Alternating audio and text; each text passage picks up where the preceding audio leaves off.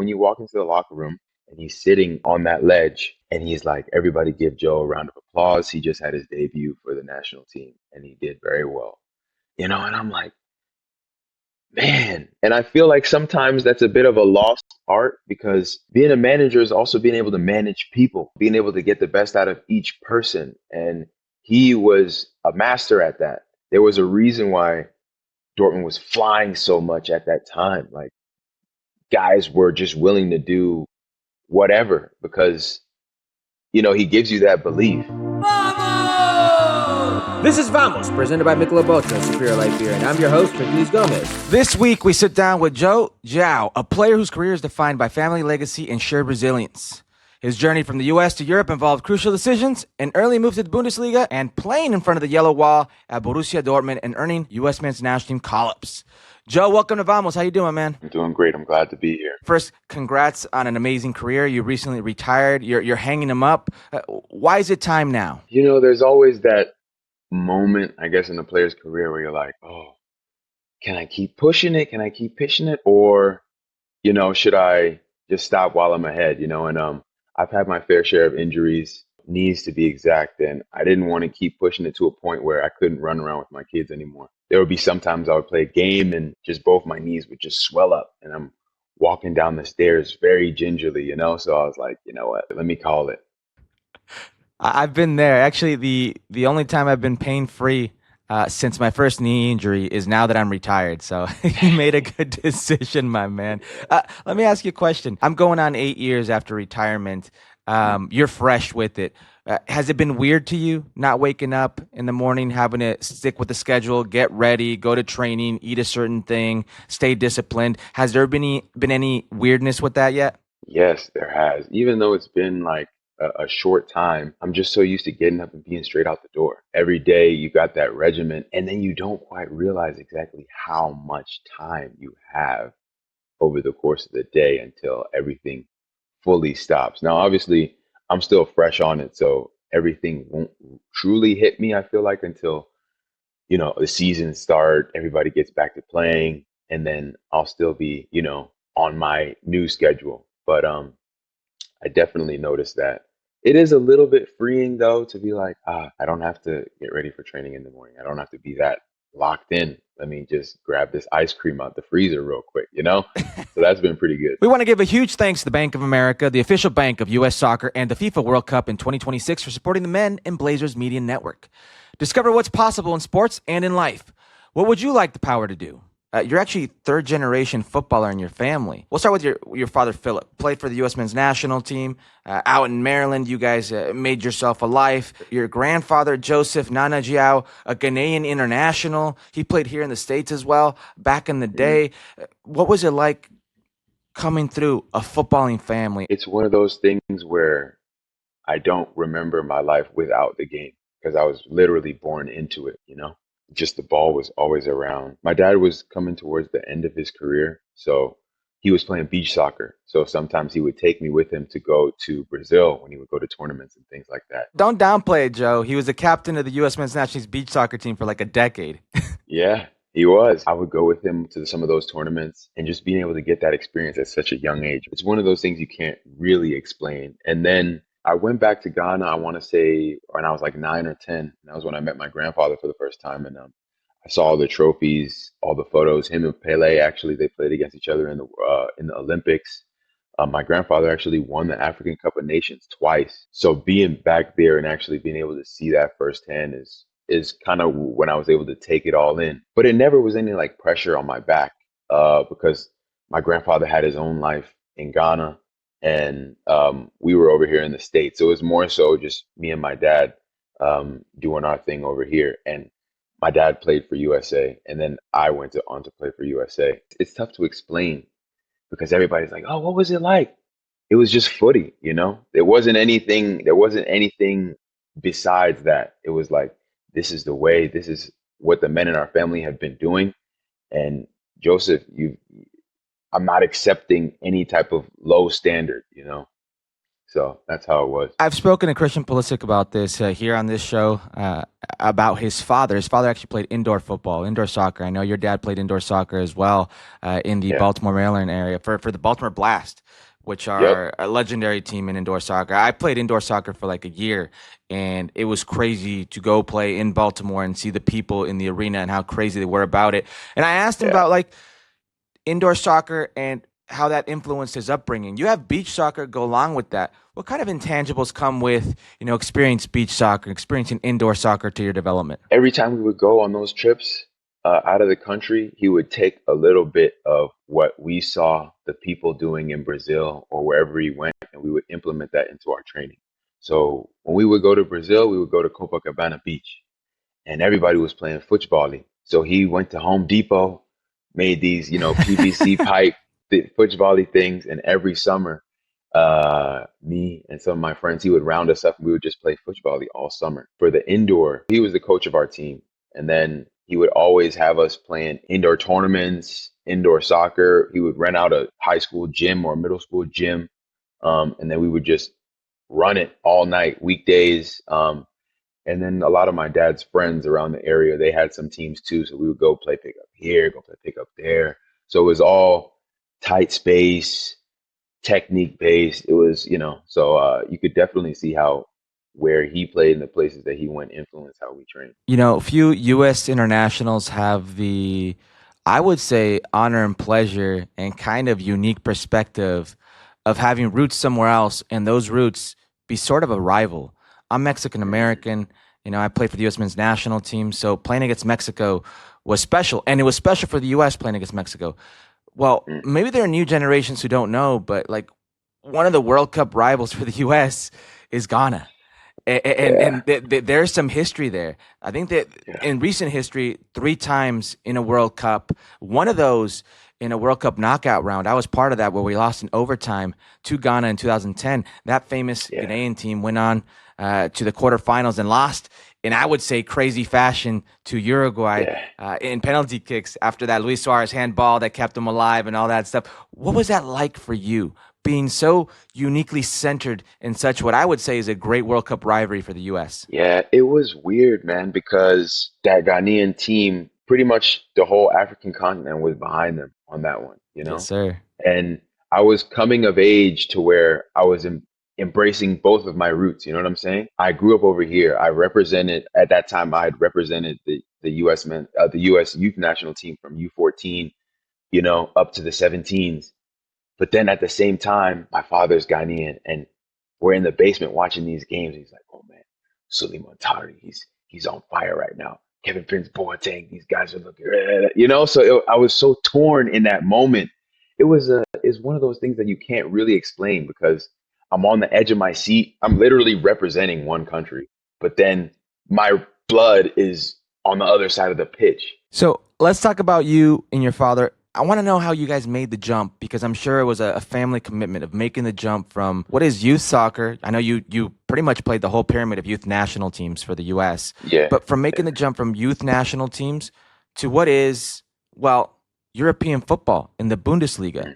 mm, I mm, believe you were IMG. And for those who don't yeah, know, IMG is like the U.S. residency, like the U.S. Academy for the best footballers in the country. And they stay, I think it's still out in Bradenton. Correct me if I'm wrong. yep, Okay, Bradenton next to Sarasota, and you guys are living together, your house together, and all you're doing is football and school. Even though it's a professional setup, now you're in a real setup. You're in the Bundesliga, an actual setup. Talk to me about one, how that came about, and two, maybe the cultural shocks that came with it. I'm sure you're familiar with every winter we had the Nike friendlies where we would play against Yes. um, other teams. And that year we played against Russia and Brazil, and we won both games. And we actually did very well against that Brazil side. I want to say Coutinho was a part of that squad. Wellington Nem was a part of that squad. The first year Neymar wasn't there, but the second year that we played them, Neymar was a part of that squad. So beating them was kind of a big deal. That kind of put, I guess, not the spotlight, but people were aware of who I was. So we were going to have a tournament later out in Spain, and I think the youth director of Hoffenheim, Ernst Tanner, was there scouting. And so they saw me over there and they got in contact with my agents at the time. I was with Wasserman. And that's when, they wanted me to sign. Obviously, now there's rules with going over before you're 18. So I signed with Hoffenheim, but I had to go on loan to the Vancouver Whitecaps for about a year until I turned 18. And the setup that they had in Vancouver Whitecaps was there was a German coach there that was there with their little residency program. So he was always reporting back to Ernst Tanner and Hoffenheim. So they had a really good Hmm. relationship. So every morning before school, they would take me and I think one other player, Charles Rankin, into like these portables at the school that we went to, and we would watch film on the Bundesliga team Hoffenheim about which positions they were prepping us for. How old are you at this moment, Joe?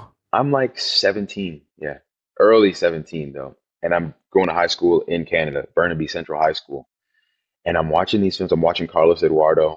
I'm watching Mike Uswell, Brazilian guy.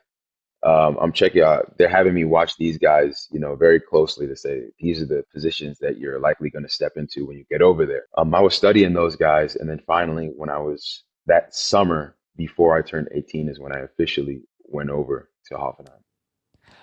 Ernst Tanner is now the sporting director at Philadelphia Union. That's the Ernst Tanner you're talking about. Okay, okay. Exactly. Uh, you're in the Bundesliga. I mean, Yeah. you're no stranger to the cold weather because you're from Mm, Maryland. You got. yeah. We spoke about this before we went on air. I'm in the East Coast. You know what it's like to shovel snow. You know what it's like to be in some cold temperatures and play your footy. But it's Yep. still, I mean, culturally, it had to be a massive shock for you. Do you remember the early stages of being in a different country by yourself? Of course, man. I could never forget these moments. I just remember getting off the plane. This is my first time in Frankfurt. This is my first time going on the Autobahn. We're just speeding back to Sintheim. That's where my guest mother was living. And the language barrier, that was the biggest thing. The food, not so much. And it was a small town, right? I'm coming from the DMV area, highly populated, lots of traffic. And Sintheim, I want to say, only had like 30,000 people.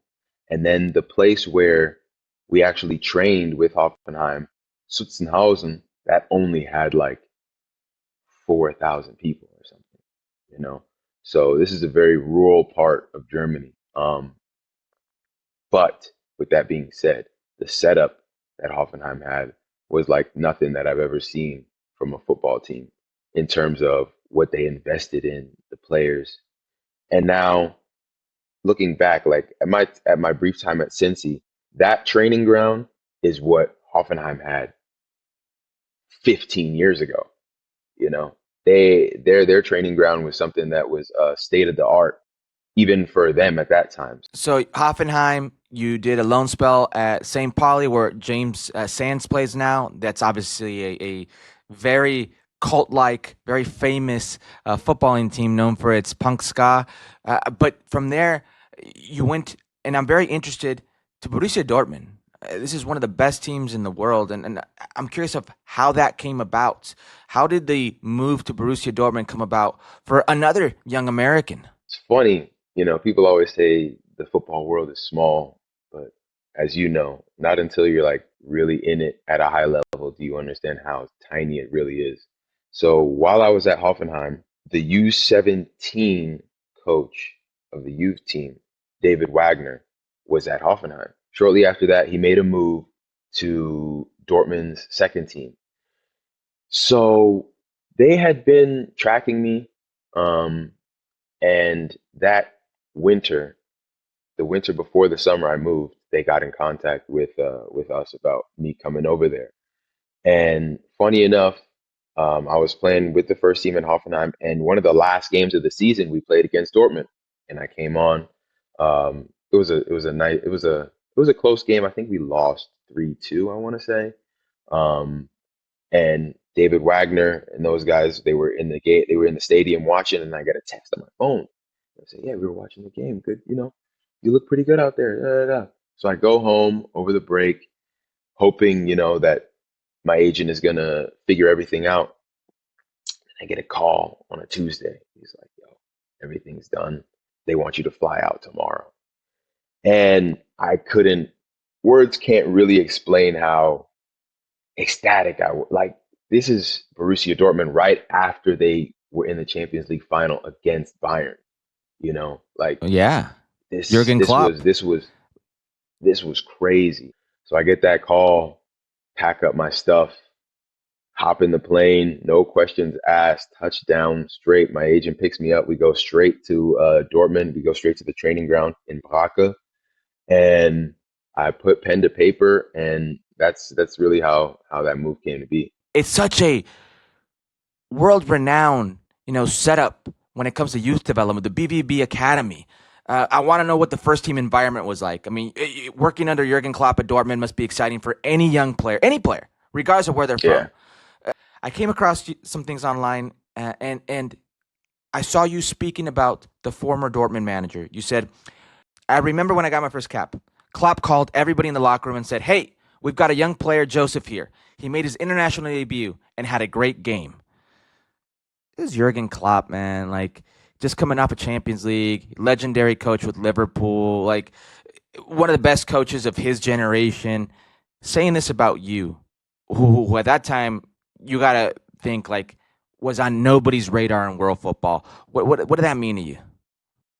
man, it meant everything to me, and it's just a testament of how great of a coach and a person he is. When you walk into the locker room and he's sitting on that ledge and he's like, everybody give Joe a round of applause. He just had his debut for the national team and he did very well.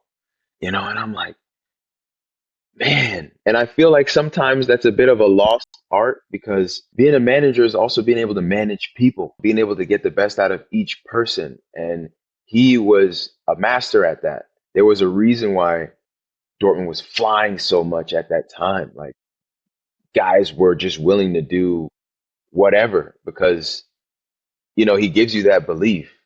And even before he gave me that shout out, he was always pulling me to the side, talking to me, telling me his expectations, telling me how certain things that I could do a little bit better, encouraging me in 1v1 situations. He was like, I don't care what you do. As soon as you get isolated, just go.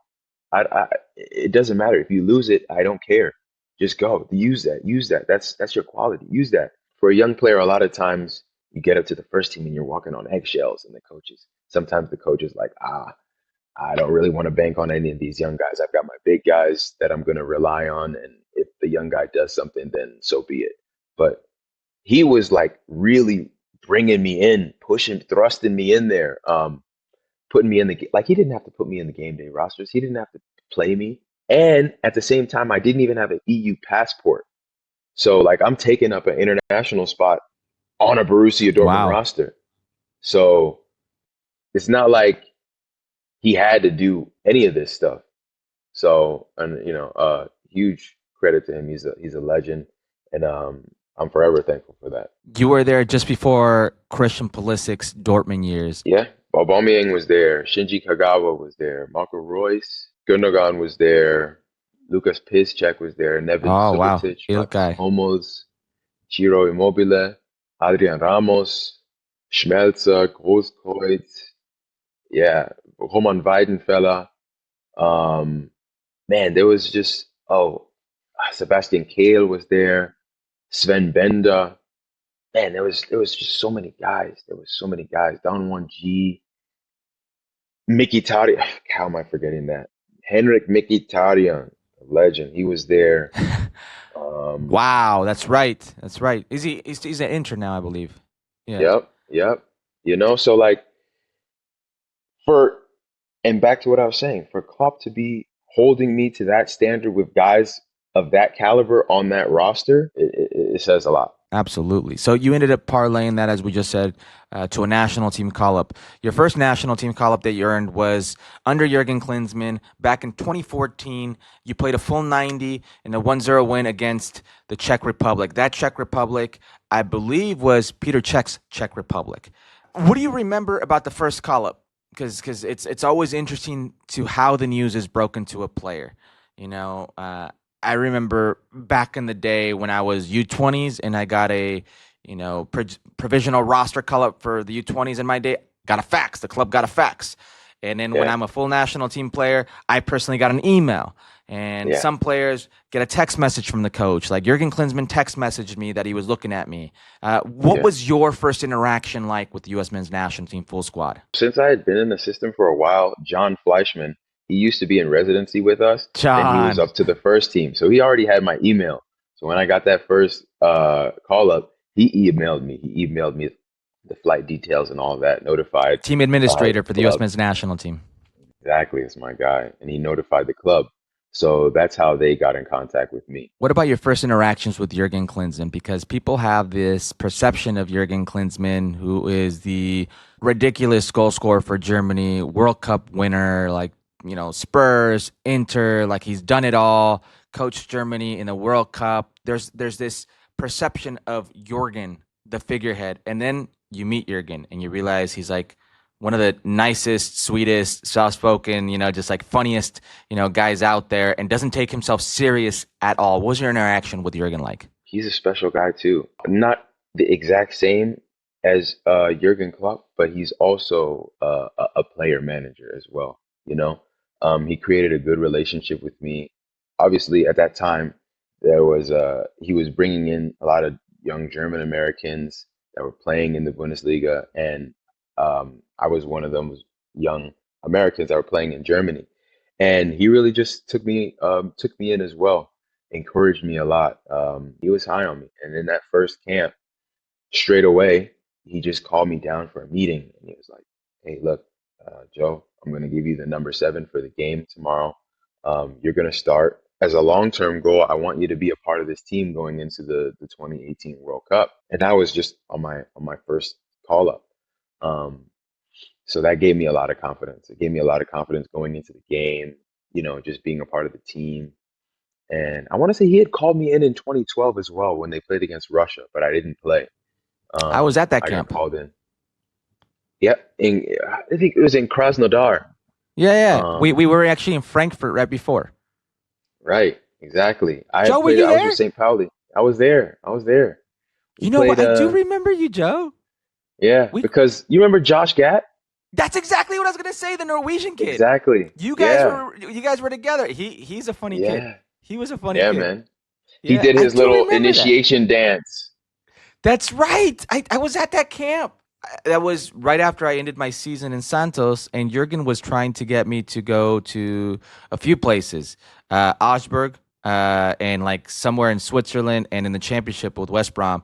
And he was trying to organize that through one of his contacts. It never came about. But I stayed in Europe like literally after that game because it was trying to materialize. I do remember that camp. It was such a weird mixture of new faces and old Yeah, faces. Juan Agudelo yeah, was my roommate at that camp. I, yeah. It's funny. I I was Josie's roommate. That's really crazy. All right, let's get back to you and the U.S. men's national team because it was short lived. But I want to go to the reasons why it was short lived.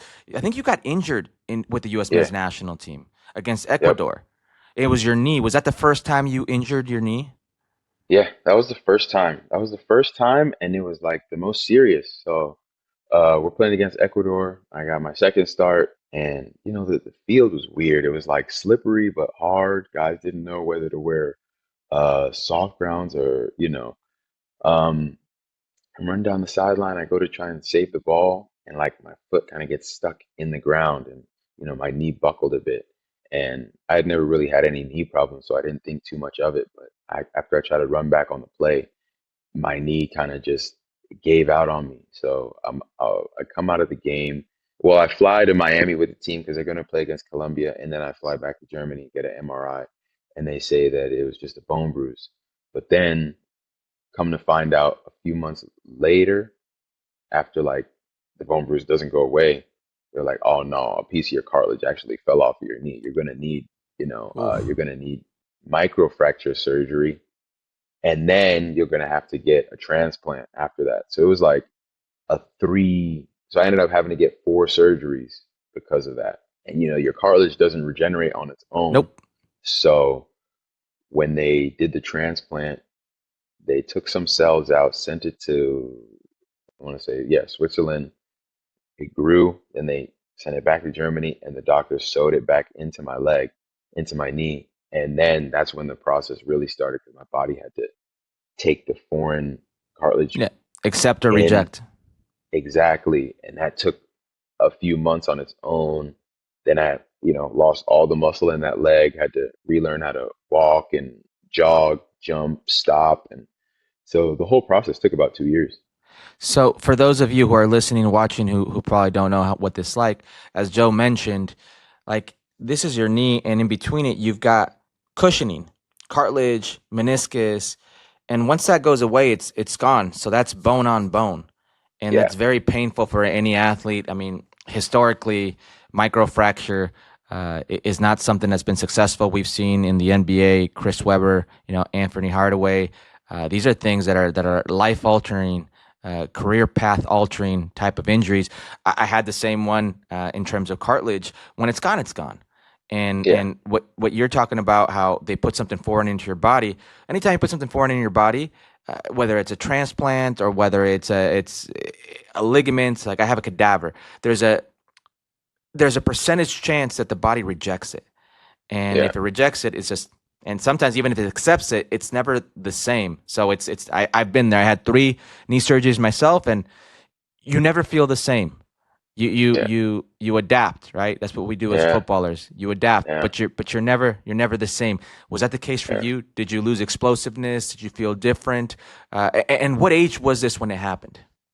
I was only, I just turned 22 when it happened. By the time I was back, I was 24, and then I was just trying to relearn everything. I definitely did lose a step, um, but it was a weird situation because my body was still. I was a late bloomer, physically Right. wise. So my body was not done growing when I got hurt. So I still gained some muscle when I came back when I was playing. So I lost a step, but not too much.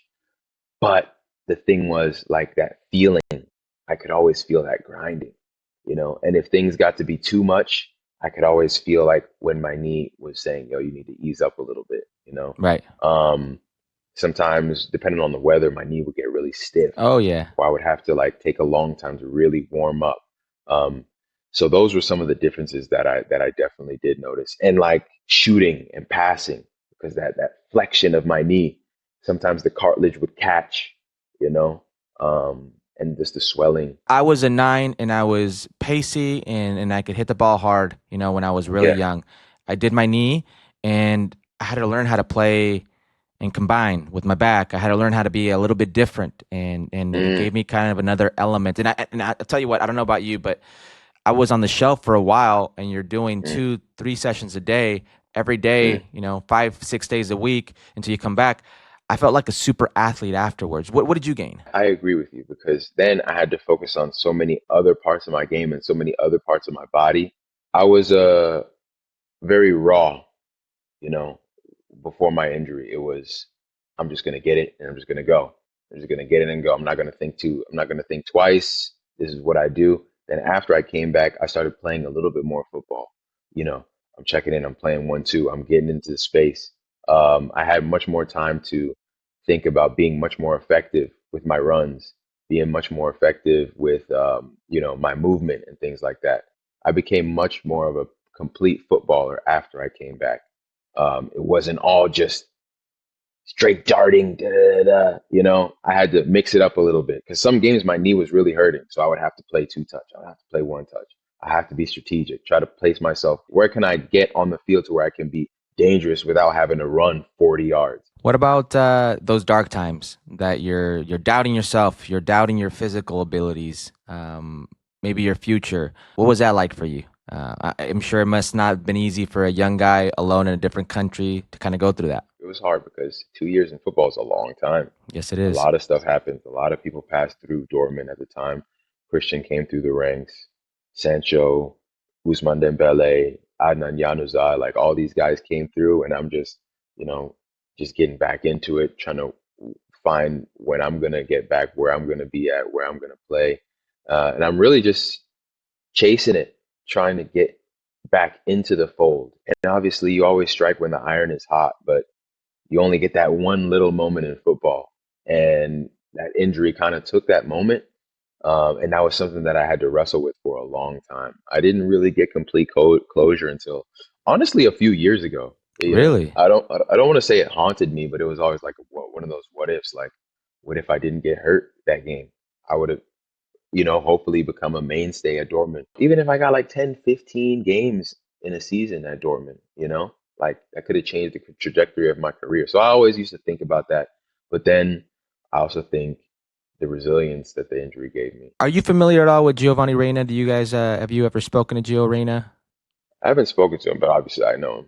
Correct. He obviously in the Dortmund setup, he went through a spell of injuries for almost 2.5, 3 years.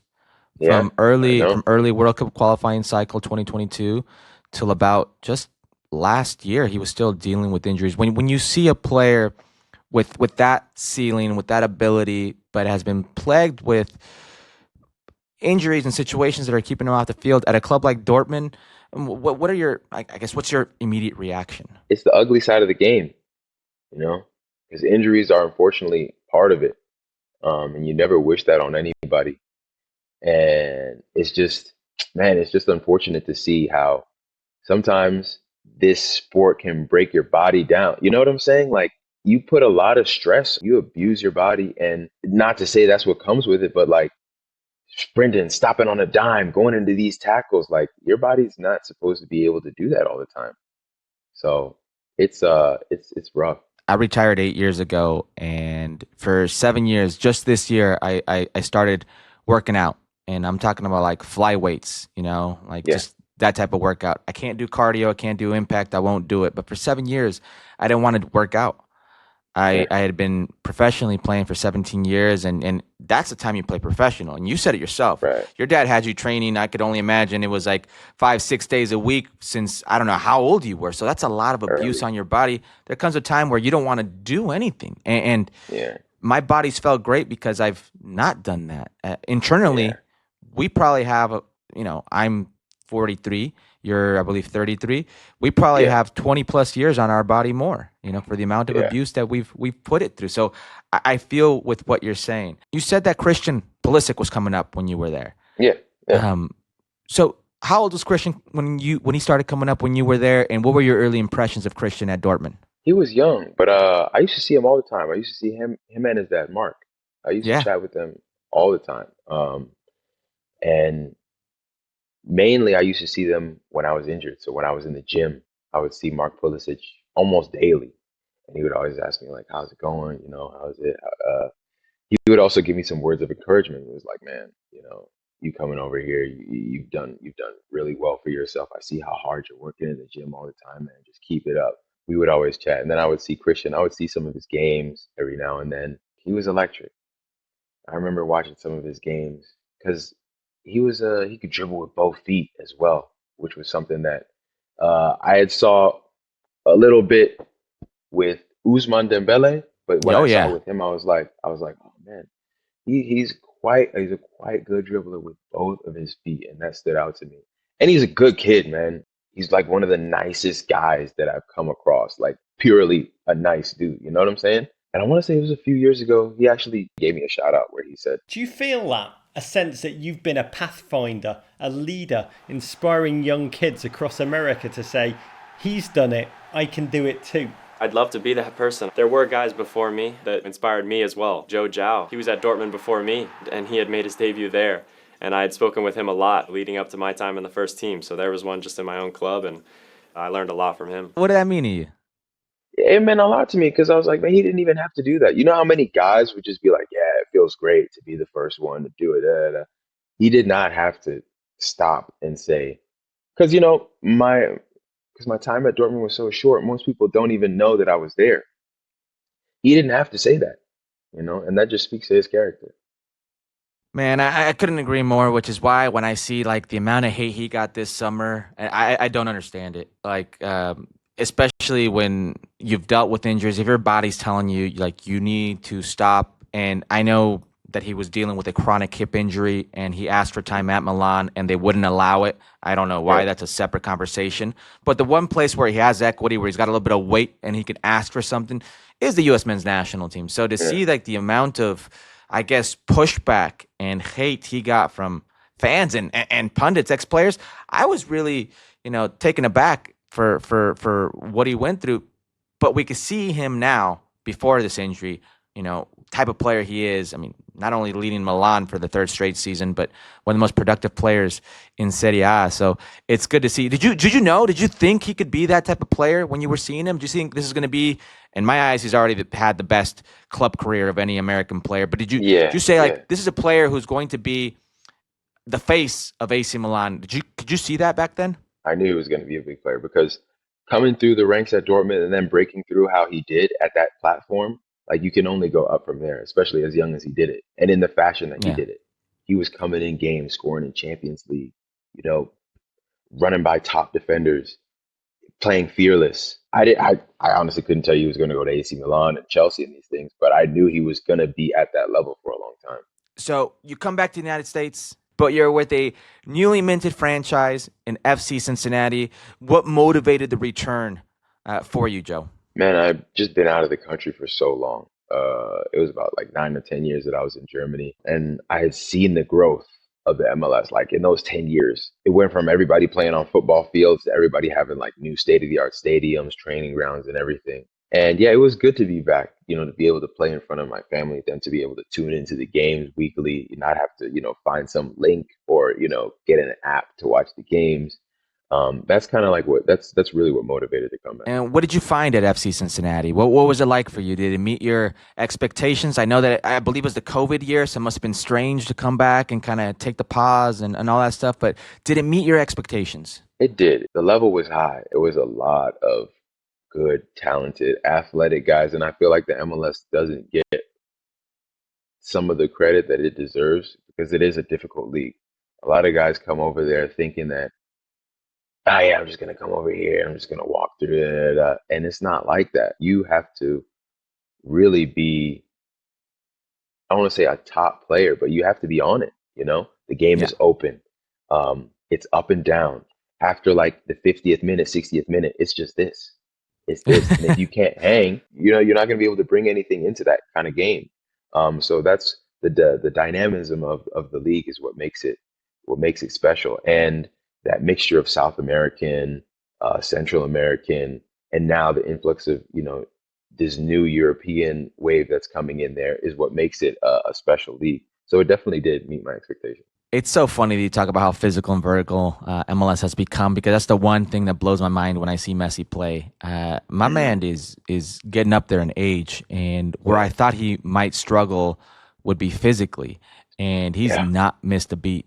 It's amazing to me how he. I say this respectfully, Joe, but he makes some of these players look like amateurs, and they're not. And where I thought he would struggle would be physically, he is still physically capable, and that's not his strong suit. Yeah, levels. That's what we call levels, man. There's levels to this because he's a guy that can adapt. Yeah, and he's so smart. His IQ's off the charts. Let's move forward. Las Vegas Lights, USL. I played in the USL back in the day in the early 2000s, man. I mean, you were just being born. You were just a kid. Early 2000s. I remember what USL was like back then. It's certainly not what it's like now. It's a much more professional setup. Talk to me about your experience, not only in the Las Vegas Lights, but in the USL, what you experienced. A very physical league, a growing league. Like you can see that they're in their growing phase right now. Teams building new stadiums, teams, switching out their rosters and things like that. But you can see the potential of the league. Some teams aren't quite there yet, but as a whole, you can see the direction that they're moving in, and it's competitive. It was definitely a very good experience. I didn't have too much knowledge of the league before I came to it, but after being in it now for 2 seasons, it was definitely quite refreshing, and just to see also the mixture of players that come back as well. I ran up against Juan Agudelo at San Antonio a couple times. Oh yeah. I run into some old friends. Bill Hamid is playing now in the USL at Tampa Bay, so it's nice to see some familiar faces. Yeah, ex roommate of mine for a Gold Cup experience. Bill is a character, man, and I don't think he gets enough credit. He's got a lot of tread on those tires. Like you look at his career, like wow, I didn't realize you played for so long. Because he's still young. Yeah, the thing is, big shout out to Bill. I kind of grew up with Bill. Bill's from Virginia. I'm from Maryland. Yeah. And we played on a little DC United academy at a MLS Cup tournament in the youth together. Great guy, great player, legend in his own right, especially coming out of the DMV area. What he's been able to do for his career, even like the slight little layoff that he had before he went to Miami and Tampa Bay. I remember talking to him because I thought he was going to retire for a little bit after he left Memphis. And he was like, nah, man, I'm going to keep playing. He was playing for Virginia Dream, stuck with it. And he was like, nah, man, this is what I want to do. This is what I like doing. And he's good at it. He's great at it. And he's back doing what he loves doing, man. He's a top guy. Shout out to Bill Hamid and a lot of their DMV's got a lot of good footballers. Kyle Beckerman, Guchan Weyu, you know, there's a long list of good footballers. Clarence Goodson, you know, Abe Thompson, who have come out those ranks. A lot of good footballers out there. Why have you on the top subject of USL? Obviously, there have been reports and confirmation that they want to do promotion relegation. You've lived pro rel. The good and the bad. You've seen how passionate fans could be. You've seen what it does to spark communities financially and with the football as a catalyst for it. Do you think it could work in the United States? And what do you think of it only being in USL? Because there's still Major League Soccer. They don't have pro rel, but USL is going to do pro rel, but it's only underneath. What are your thoughts there? I think that is good. I think that it'll bring a new element to the game. Now, I want to know how they're going to do it because for relegation, that's the real thing. It elevates some clubs and cities, and it can also decimate them. Because Yes. you know, in Germany, where I was at, you get promoted. There's an influx of tickets. You know, stadiums are packed out. All the bars around the Yeah. city, people want to be at the games. But if you move down, you lose those TV rights. You lose all those fans. You lose a lot of money for the club, you know? So I just want to see how they do it. But I think that it'll be great for the fans to also feel that passion of, you know, a game being on the line. If we win this game, we can move up. Or we're in a playoff. We lose this game, we could be going down to the second division. You know, that's something that a lot of people don't quite understand. I think that would be a great experience for a lot of American fans in football. Before wrapping up this wonderful interview, we want to give a huge thanks to Bank of America, the official bank of U.S. Soccer and the FIFA World Cup in 2026 for supporting the Men in Blazers Media Network. Discover what's possible in sports and in life. What would you like the power to do? Obviously, football runs in your family. It's part of who you are. You've now transitioned that. You founded the Gyau Skills Academy to channel your experience into developing the next generation. Talk to me about the mindset there, what you're going for, and where people can find it. Yes, you can find me on Instagram at Gyau Skills Academy. I've got my website, gyauskillsacademy.com. It's really just me using my experience, what I gathered during my whole career, basically, but specifically my time in Germany, about how they were developing the young players and trying to give that same exposure to the young ones here. So me trying to replicate that and give it to these young players, because there's a lot of talent in this country. There's a lot, Yeah. you know, but it's just not fostered the right way sometimes, you know, and that's what I'm aiming to do. And I'm aiming to also show them what player management looks like, you know, on the agency side, because I've partnered with a couple of agencies to where if there are some players in the academy that I feel like can make the jump, then I can hand them off to somebody that I trust, that knows the game very well, that I'll have close contact with. So, yeah, just trying to do things the right way. It's funny you say that because I grew up in Southern Nevada where you're at right now. And back in my day, I played U14s. So I'm 13, 14-year-old kids. Not enough teams to play in that age group. So we'd play all the way up to U17s, U18s just to find, you know, opponents, just to find kids. Well, now that's not the case. You've got more kids than ever playing. But I agree with you. More. If there's a department the U.S. is lacking in, it's that not player development side with the players, but it's the coaching development. You look at a country like Spain, everybody's a coach in Spain. And being a coach is almost required. And it's very easy to become a coach. It's difficult to become a coach and a quality coach here at that in the U.S. So it's good to see you trying to foster the next generation. And I'm excited to see what can come about that, Joe. If you come back and visit, we gotta, grab a coffee. There we go, my man. You got it. I'm back at least 2 to 3 times a year. We'll right. grab that coffee for sure. It's a different type of cold, but it's still cold. The valley gets cold, man. The wind chill factor, it's different. No snow, but it gets chilly out there. Yeah, it does. Thank you for being on Vamos here at the Men in Blazers Network. My man, we'll see you in the future. I'm going to hit you up for that coffee. Thank you for having me on, man. It was great. This is Shooting It Straight, presented by Camarena, the most awarded tequila. The Copa Libertadores being played outside of South America, that would be the demise of this wonderful tournament. Per The Athletic, the Copa Libertadores final could be held outside of South America. Copa Libertadores isn't just about who wins, it's about where it's played. The chaos in Buenos Aires, the altitude in La Paz, the fire in Medellin, the passion in Sao Paulo. It's about identity, culture, and pride. Now, CONMEBOL's chasing dollars instead of memories. They've mismanaged the competition for years, and now they think exporting it will save it, but it won't. It will destroy it, the very thing that makes it special. The Copa Libertadores can be rebranded to new markets without leaving home, staying put with its people. Stream it better. Tell the stories of those wild nights in Quito and Rosario. Bring in global sponsors who come to South America instead of taking South America to them. That's how you grow it. And if you really want to expand it, include North American teams like you once did. Liga MX teams, Major League Soccer. You bring the eyeballs and the dollars you're chasing without taking the game from the original fans. Both need the Copa Libertadores far more than they need another league's cup. It's a win-win.